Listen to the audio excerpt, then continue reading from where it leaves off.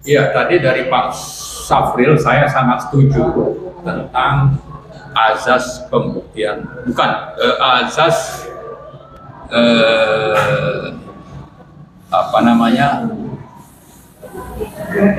pembuktian terbalik ya, Pak Safril tadi. Jadi bukan yang dipakai itu azas praduga tak bersalah, tapi azas pembuktian terbalik.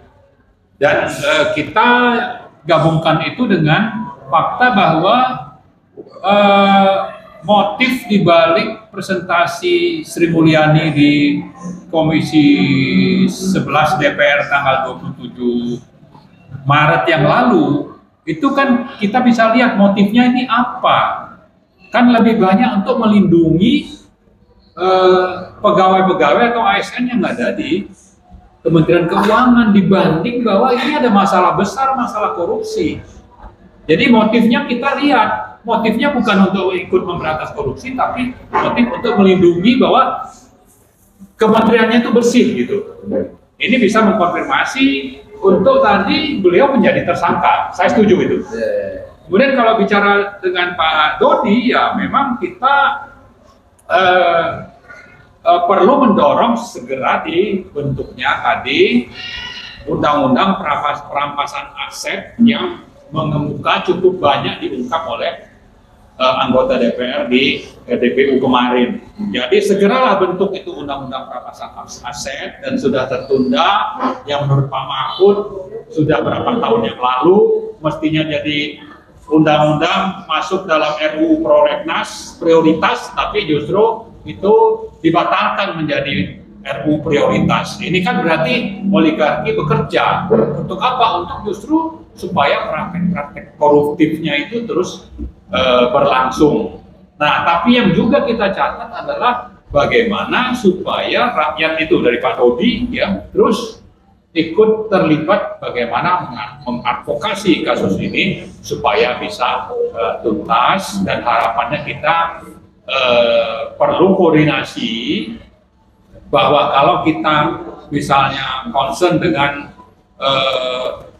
pembentukan undang-undang Ciptaker yang sekarang juga rencananya masih akan ada demo, dan ini sudah berlangsung bertahun-tahun, dan itu rakyat mahasiswa bersatu termasuk buruh di garis depan. Nah, untuk kasus 530 triliun ini kita berharap juga rakyat bersatu dalam barisan untuk menuntut supaya ini dituntaskan. Pada saat yang bersamaan kita minta supaya Sri Mulyani diadili, dan kita tuntut juga Presiden Jokowi bertanggung jawab, sekaligus untuk kita tuntut segera mundur, bukan untuk minta perpanjangan masa jabatan. Ya. Baik, saya kira yang menjadi satu kebersamaan yaitu terhadap Sri Mulyani. Jadi kita rakyat harus mendorong terus, mengingatkan DPR untuk segera secepatnya, mestinya karena kemarin sudah beliau hadir, tapi dengan alasan ada yang lebih penting. Saya kira ini bermasalah juga untuk melakukan satu RDPU itu tidak dikonfirmasikan dulu, bisa datang nggak jam segini, tanggal segini. Ini kemudian dengan seolah mendadak tidak hadir. Ini saya satu masalah yang menyebabkan semua orang memang ragu, dan sebelumnya juga ragu, sehingga memang kita beri kesempatan kepada DPR dan kepada Mahfud untuk melanjutkan pertemuan itu.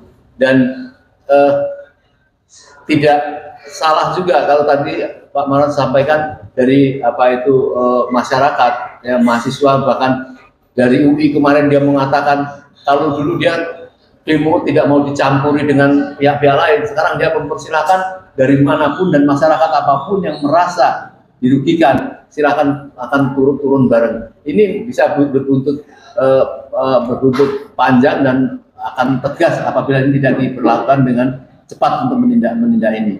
Saya kira mungkin ini kita akan ada webinar lanjutan tentunya setelah ada pertemuan lagi di DPR, dan sebaliknya kita akan mendesak apabila tidak segera dilakukan pertemuan. Mungkin itu Pak Maran. Ya, saya sedikit lagi mau menambahkan ada dua hal. Pertama, mari kita kampanyekan pembentukan Kemenkyu-Gate di DPR, Pansus Kemenkyu-Gate. Ini kampanye kita nih, rakyat yang memang anti korupsi, mari sama-sama kita suarakan ini. Yang kedua, mari kita tuntut Pak Jokowi mundur. Kenapa? Karena kemarin itu dari DPR mengatakan ini kok seolah-olah pemerintah ini kan eksekutif satu, ada suara Bu Sri Mulyani berbeda dengan suara Pak Mahfud. Artinya ada masalah di pemerintahan. Tapi yang pimpin dua orang ini siapa? Ini kan presiden. Presiden bertanggung jawab. Kemana saja nih presiden kok ada dua menteri pendapatnya berbeda? Satu ingin hanya menyelamatkan Kementerian Keuangannya, ya. Satu mengungkap fakta yang disampaikan oleh PPATK. Dan ini tidak terbantahkan. Nah, kenapa sampai ada pendapat berbeda? Yang berbeda ini seolah-olah kita tidak menuduh, tapi seolah-olah ingin melanggengkan praktek-praktek yang mencurigakan itu, yaitu di Kementerian Keuangan. Mestinya Presiden bisa bertindak, bisa bersuara, dan ini jangan sampai ada suara yang berbeda. Harus jatuh karena dia tidak berperan sebagai pemimpin untuk membuat supaya suara pemerintah itu satu. Jadi ada masalah di sana, karena itu kita minta, sudahlah ini banyak masalah yang Anda timbulkan, lebih baik mundur secara kesatria. Tapi kan bukan berarti lalu nanti ada keterlibatan dalam pidana itu bisa lolos. Ya, tetap saja ini harus dipertanggungjawabkan secara hukum. Ya, baik. Terima kasih. Ya, saya kira memang begitu. Banyak yang meragukan bahwa Sri Mulyani akan segera mendatangi DPR untuk menyelesaikan ini.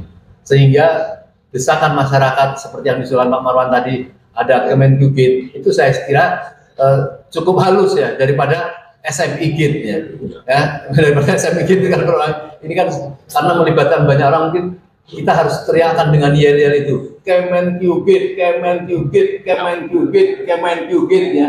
Insya Allah akan menumbuhkan berhasil karena semua akan merasa berkepentingan terhadap ini. Kita segera masih ada?